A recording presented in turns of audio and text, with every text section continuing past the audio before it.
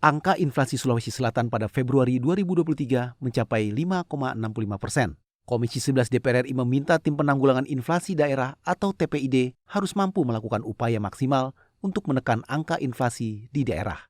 Wakil Ketua Komisi 11 DPR RI, Amir Uskara mengakui kenaikan harga komoditas pangan menjadi penyebab utama kenaikan inflasi di berbagai daerah, termasuk Sulawesi Selatan. Kenaikan harga pangan sering dipicu masalah distribusi yang kurang baik atau kurang lancar dari produsen ke pasar.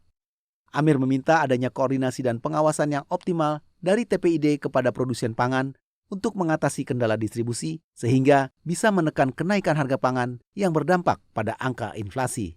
Persoalan inflasi hanya karena persoalan distribusi, bukan karena tidak adanya barang. Tapi persoalan distribusi di mana satu daerah, misalnya kalau kita cerita bawang merah di satu daerah berlimpah, tapi di daerah lain tidak ada. Cabai merah, misalnya daerah lain bisa berlimpah tapi daerah lain tidak ada. Sehingga yang di sini yang dibutuhkan semuanya adalah distribusi dan koordinasi di antara pemimpin daerah yang ada produsen dan ada konsumen. Jadi sumber inflasi kita rata-rata misalnya beras, bawang merah. Kalau di Sulsel ini misalnya ikan bandeng itu yang sering cabai dan lain-lainnya sebenarnya ada, tapi hanya karena persoalan distribusi. Wakil Ketua Komisi 11 DPR RI Amir Uskara menambahkan, untuk menekan angka inflasi di daerah, tidak hanya koordinasi lintas kabupaten kota, melainkan koordinasi TPD antar provinsi, mengingat suplai dan distribusi komoditas pangan terjadi lintas provinsi dan lintas pulau. DPR RI tentunya terus mengawasi kinerja pemerintah pusat dan daerah dalam menekan angka inflasi di daerah maupun secara nasional.